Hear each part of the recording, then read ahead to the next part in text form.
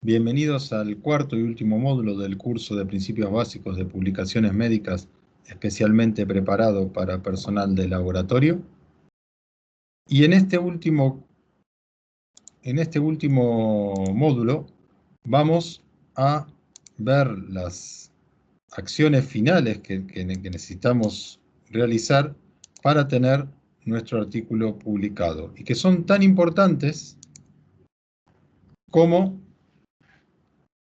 todas las anteriores. Si recuerdan, empezamos preparando el artículo, eligiendo la revista, luego vimos la parte de redacción, luego vimos la parte de aceptación, de submission, respuesta referee de aceptación, pero una vez aceptado el artículo, hay todavía que realizar una serie de trámites, hay que completar una serie de formularios que son tan importantes como todo lo anterior que hicimos. Y si no se completan correctamente en tiempo y en forma, todo el esfuerzo anterior no ha servido para nada. Y en esta parte en particular, la actuación y las tareas de los laboratorios es muy importante porque nos ayudan a las agencias y a los autores a completar los trámites y los formularios que hay que completar para poder tener finalmente el artículo aceptado. Y además, en esta parte, los tiempos es la única parte que los tiempos los maneja el autor y puede hacer que la publicación salga antes o después, según tarde en completar estos formularios y estos trámites.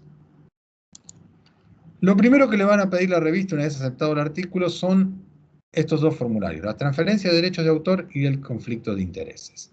Si bien estos temas normalmente las revistas ya los están pidiendo desde la submission, este es el momento definitorio. Este es el momento en que si no se completan correctamente estos dos formularios, no se avanza en la publicación del artículo. Ninguna revista va a publicar ningún artículo si no tiene completado el formulario de transferencia de derecho de autor y si no tiene completado correctamente los conflictos de intereses. Hay algunas revistas que incluso no están haciendo ni la submission sin estos dos formularios, pero en la parte, una vez aceptado el artículo, son indispensables. La transferencia de derecho de autor es algo que las revistas lo exigen, la mayoría de las revistas lo exigen, y si el autor se niega, no le publican el artículo.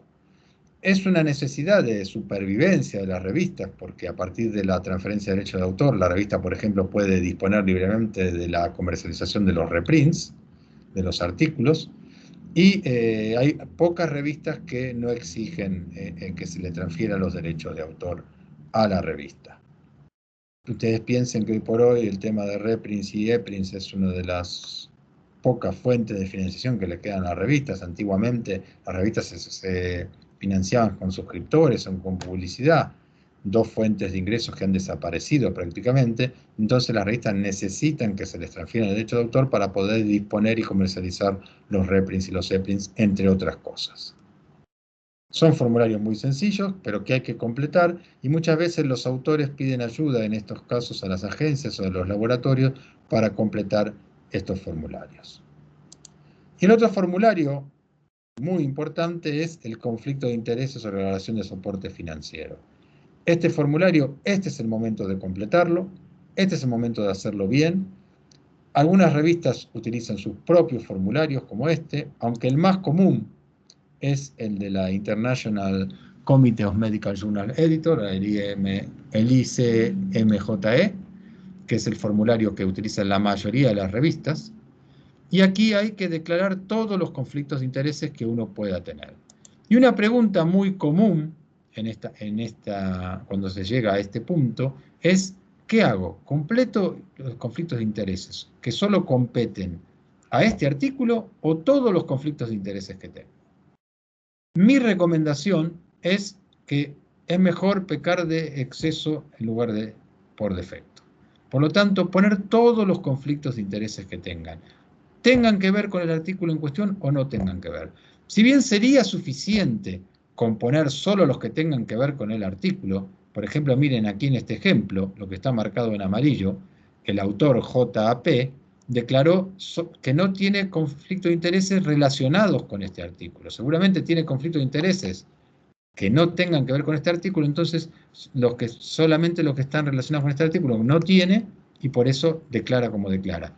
Pero como se le pueden olvidar, se le puede escapar algún conflicto, y luego esto genera muchos problemas. Hay un caso famoso de un oncólogo español que trabajaba en el Mont Sinaí de Nueva York, y que por no poner correctamente los conflictos de intereses en sus artículos, tuvo problemas graves y tuvo que renunciar a su trabajo. Salió en todos los periódicos, no voy a dar el nombre porque si no lo han visto, lo pueden buscar con los datos que le he dado, pero salió en todos los periódicos y realmente no era que había escondido los conflictos de intereses, simplemente que no se ocupaba de eso, lo hacía un asistente, repetía los conflictos de intereses de otros artículos, y por hacer eso y no prestarle atención, tuvo un problema grave. Es importante declarar todos los conflictos de intereses que se tengan como mínimo con el artículo en cuestión, pero mejor si se ponen todos los que tengan, correspondan a este artículo o no, siempre va a ser mejor. Y en el caso de los laboratorios, cuando algún personal del laboratorio es partícipe del artículo y es autor, debe declarar claramente que es personal del laboratorio en cuestión. Eso es muy importante, y aunque muchas veces pone una frase que ha participado a título personal y que sus declaraciones no se corresponden con lo que piensa el laboratorio, es una frase muy común, pero deben declarar que son personal del laboratorio, aunque lo estén haciendo a título personal. Completados los conflictos de intereses, viene la parte de agradecimientos. Y en agradecimientos es donde se pueden colocar los nombres de todo aquel colaborador que no haya cumplido con los requisitos suficientes para ser autor. Para ser autor hay que cumplir una serie de requisitos que pasan por elaborar el proyecto de investigación, participar en la escritura o en la revisión del artículo, aprobar el artículo y hacerse responsable de lo que se está publicando. Esos son los 4 requisitos que existe en el International Committee of Journal of Medical Editors para ser autor. Hay muchos colaboradores que no cumplen con los 4 requisitos, pero que han colaborado. En agradecimientos es en el lugar donde se ponen. Incluso aquí es donde se pone normalmente la colaboración en cuanto a asistencia de redacción médica, porque los redactores médicos no cumplen con los 4 requisitos. Los redactores médicos no diseñan los estudios, no aprueban el artículo. Ellos solamente escriben y colaboran para que se publique, pero nada más. Y nosotros como agencia hacemos lo mismo. Por lo tanto, se ponen agradecimientos. Se debe poner, pero no se debe poner como autor. A menos que en algunos artículos de revisión, donde el redactor médico está muy involucrado en todo el proceso, puede llegar a reunir los requisitos para ser autor. Pero en general se ponen agradecimientos. Un tema muy importante y que hay que tener en cuenta en este momento, cuando estamos a punto de publicar, es el tema de ética. Y las regulaciones éticas no se limitan a temas de autoría o declaraciones, como hemos visto hasta ahora, sino también incluyen asuntos de transparencia en la obtención y difusión de los datos. Por ejemplo, un principio ético en todo artículo original es que se deben, y ya lo dijimos en el módulo 2, se deben publicar todos los datos, confirmen o no confirmen la hipótesis que uno se plantea. Entonces, es muy importante seguir todos los principios éticos y en particular en las publicaciones. Utilizar los servicios de un redactor profesional no es antiético, no es ilegal. Lo ilegal y lo no ético es no declararlo. Para no tener dudas en cuanto a las guías éticas de publicaciones, existen muchas de distintas asociaciones. Nosotros nos basamos fundamentalmente en la GPP3 de la International Society of Medical Professional Publications. Nos basamos en la GPP3, que es las que nos basamos para realizar todos nuestros trabajos de redacción médica, pero existen muchas otras que los invito a consultar para poder tener un artículo publicado que cumpla con las normas éticas. Y en los departamentos de compliance de los laboratorios ya están mirando este tipo de guías y hacen que todas las publicaciones que salen de los laboratorios cumplan con las normas éticas que indican las guías internacionales. Pues muy bien, completados todos estos formularios y rellenados todas las declaraciones y los agradecimientos, nos van a llegar las pruebas. Y este es un momento muy importante. Es muy importante porque es la última vez que vamos a ver el artículo antes que esté publicado. Es muy importante porque tiene plazos cortos. Ustedes piensen que en este momento ya el editor o los revisores ya no participan más de este proceso. Este proceso está en manos de gente de producción que no entiende de ciencia y que solamente le ponen unos plazos para sacar artículos, ya sea online o impresos. Y que debe cumplir con esos plazos y que si el autor no cumple con los plazos de revisión, pasa al artículo siguiente. Él no tiene criterio para saber si un artículo es más importante que otro, solamente tiene artículos y plazos. Por lo tanto, hay que cumplir con los plazos, que generalmente son cortos, y un mensaje muy importante para el personal de laboratorio.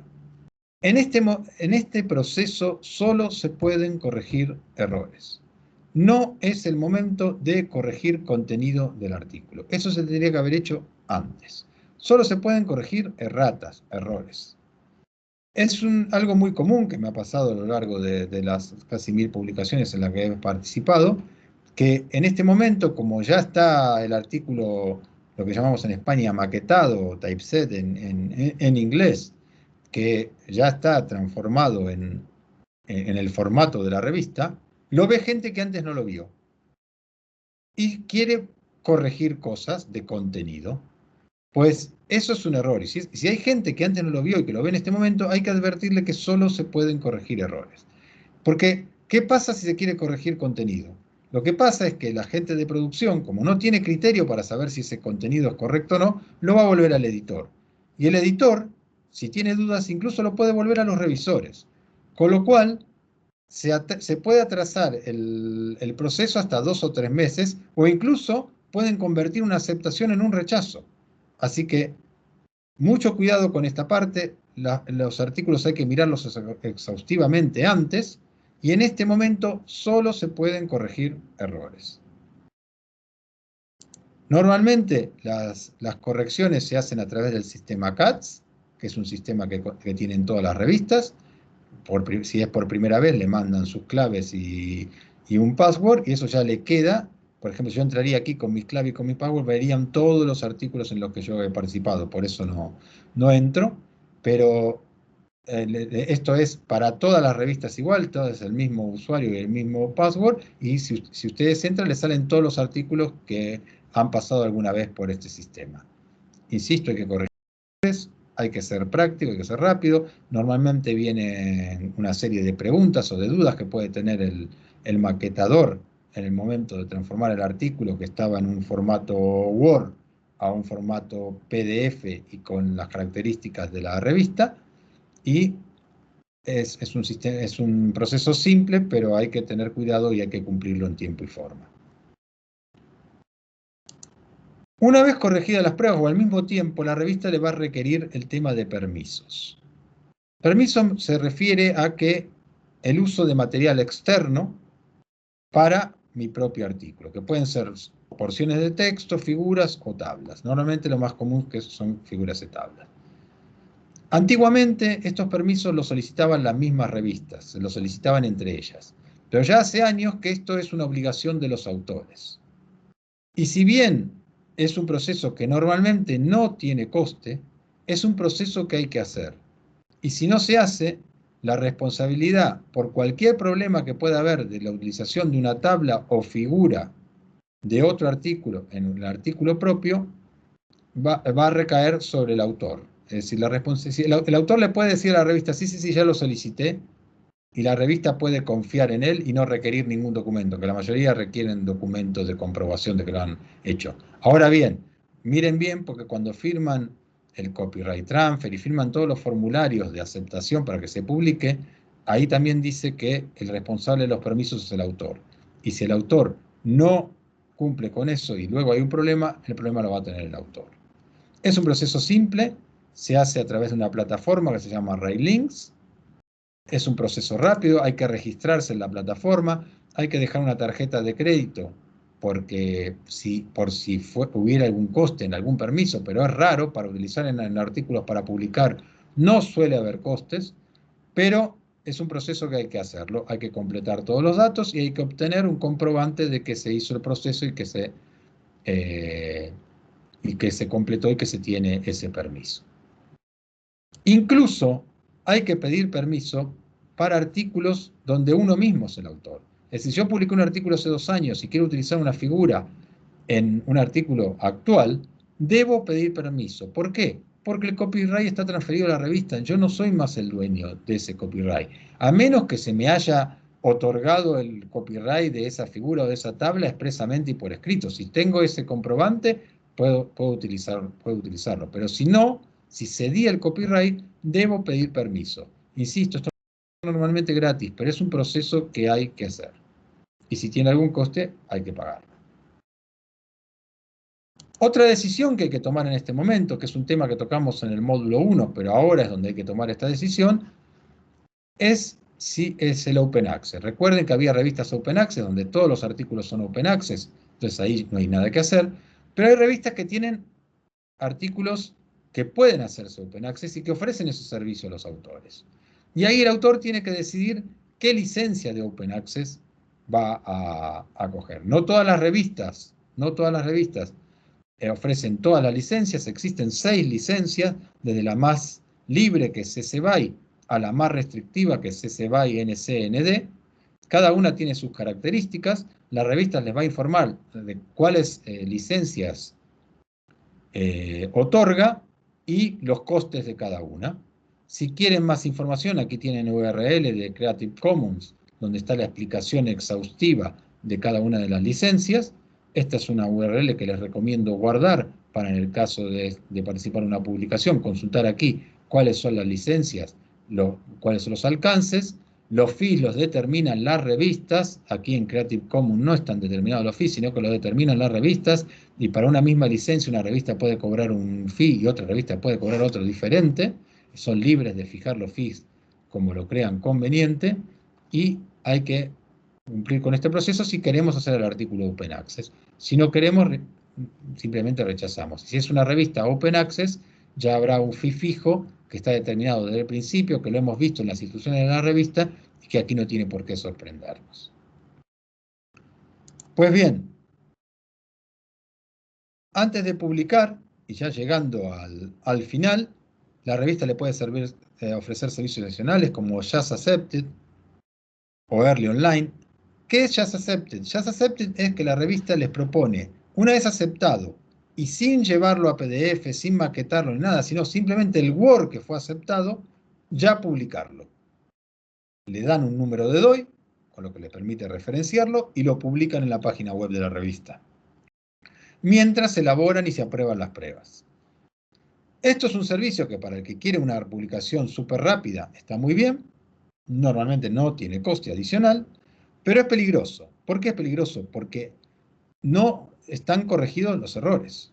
Es decir, si en el proceso de control de pruebas se descubren errores, hasta que se corrigen, desde que se publicó del Just Accepted hasta que se corrigen esos errores y se publica la prueba corregida, hay un periodo donde hay errores. Si son errores menores no pasa nada, pero por ejemplo, un error muy común que le ocurre a los autores españoles es que como tienen doble apellido, se publica mal su nombre. Es decir, se llama José González, se publica como González porque piensan que el primer apellido es el segundo nombre. Entonces se publica como José González G, por ejemplo. Entonces, eso, hasta que se corrigen las pruebas, puede ser un problema. Entonces, lo de Just Accepted hay que tener cuidado, y yo siempre recomiendo, antes de aceptar el Just Accepted, mirar el artículo Word por si tiene algún error importante. Y el autor se puede negar al Just Accepted. El Early Online es otra cosa. El Early Online es, una vez aprobadas las pruebas, y hasta que se publica con número de página y como parte de uno de los números oficiales de la revista, el artículo aparece como en Early Online.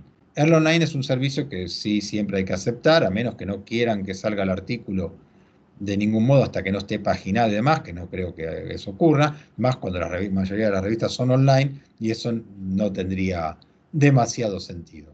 Con lo cual el early online es un servicio que está bien. Y también le ofrecen reprints, esto los laboratorios están acostumbrados a manejarlos, y que es la forma de difundir más exhaustivamente y con más precisión el artículo que se ha publicado.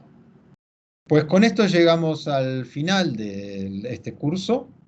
Hemos pasado por todos los pasos, los 4 módulos que implica una publicación científica. Espero que les haya servido.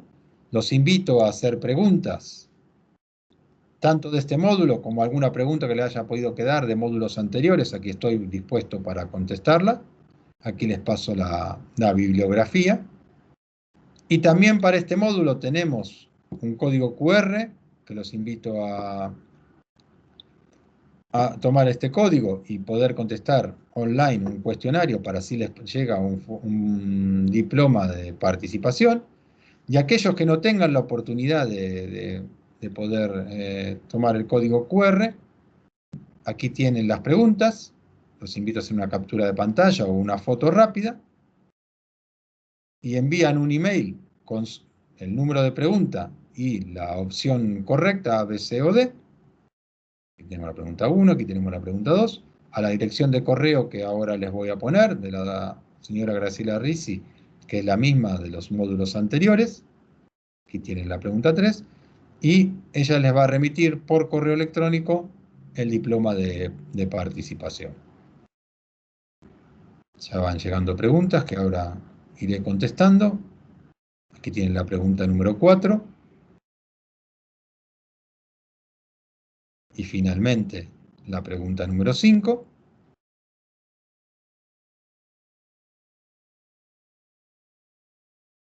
Y las mandan a esta dirección de correo, que es la misma que la de los módulos anteriores, aunque, insisto, lo más práctico es captar el código QR, que lo pongo un momento más, para que lo puedan captar. Pues muchas gracias, espero que hayan disfrutado del curso.